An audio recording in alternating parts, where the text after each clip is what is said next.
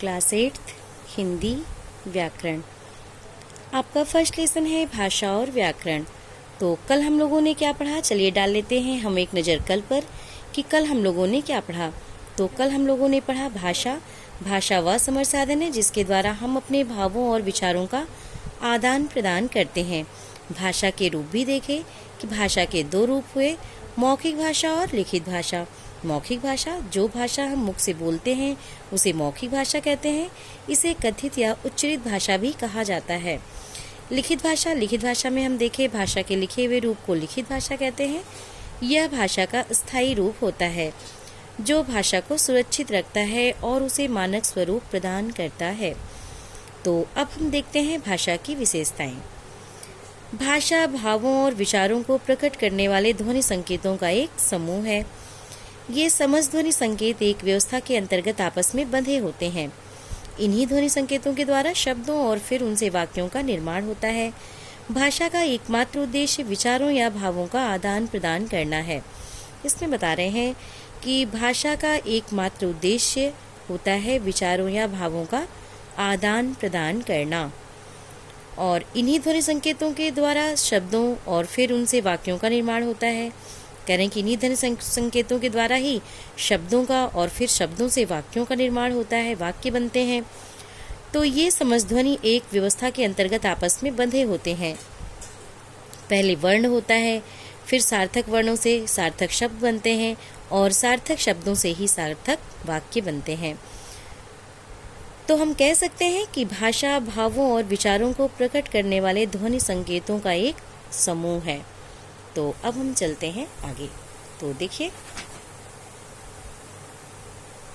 फिर है लिखित भाषा का महत्व। लिखित भाषा के महत्व में बताते हैं भाषा के लिखित रूप का अत्यधिक महत्व है। इसी के द्वारा हम अपने भाव या विचार अच्छी तरह दूसरों तक पहुंचा सकते हैं तथा उन्हें लंबे समय तक के लिए सुरक्षित भी रख सकते हैं। जैसा कि मैं आपको पहले भी बताई थी कि भाषा का लिखित रूप लंबे समय तक सुरक्षित भी रखा जा सकता है, लेकिन ये मौखिक भाषा में ऐसा नहीं है।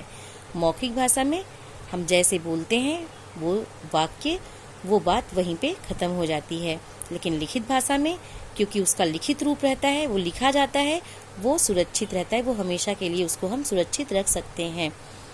तो अब हम देखते हैं भाषा के घटक। भाषा के घटक में देखिए, पहला है ध्वनि। ध्वनि, हमारे मुख से निकलने वाली प्रत्येक स्वतंत्र आवाज को हम ध्वनि कहते हैं। भाषा का मौखिक रूप केवल ध्वनियों से ही निर्मित होता है, केवल ध्वनियों से ही बना होता है। फिर देखिए वर्ण, उस छोटी से छोटी ध्वनि को जिसके और खंड ना हो सके उसे वर्ण कहा जाता है।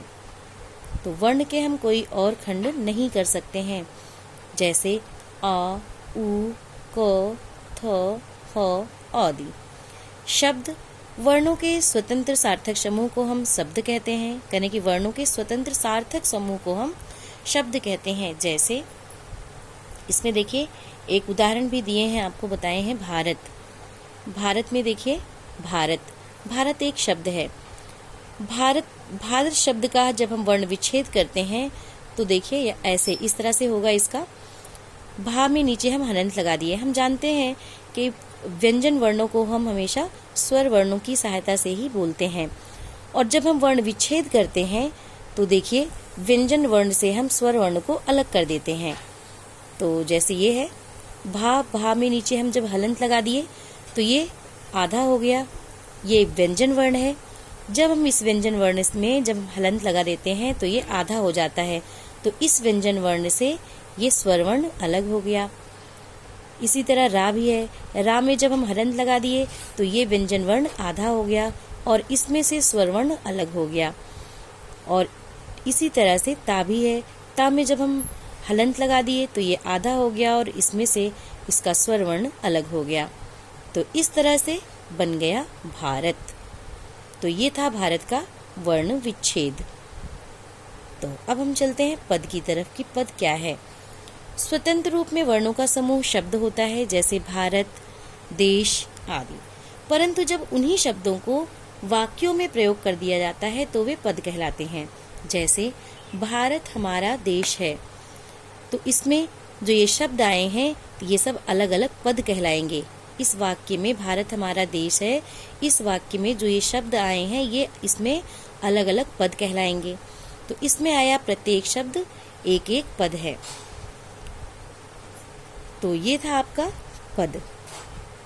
और फिर हम देखते हैं वाक्य। शब्दों का ऐसा सार्थक समूह जो एक निश्चित भाव का बोधक होता है, जो एक निश्चित भाव की जानकारी देता है, वो वाक्य कहलाता है। जैसे भारत की राजधानी नई दिल्ली है। तो इस उदाहरण में प्रयुक्त पद मिलकर एक निश्चित भाव का बोध करा रहे हैं। तो अतः पदों के इस समूह को वाक्य कहा जाएगा। तो आप इसमें देखें, भाषा के घटक में ध्वनि, वर्ण, शब्द, पद और वाक्य। तो आज बस इतना ही, आगे कल। तो आज आपका होमवर्क है, या जो भी मैं आपको जो भी कुछ पढ़ाई हूँ आप इसको फिर से अच्छे से पढ़ेंगे और समझेंगे भी। तो आज बस इतना ही, आगे कल। Thank you.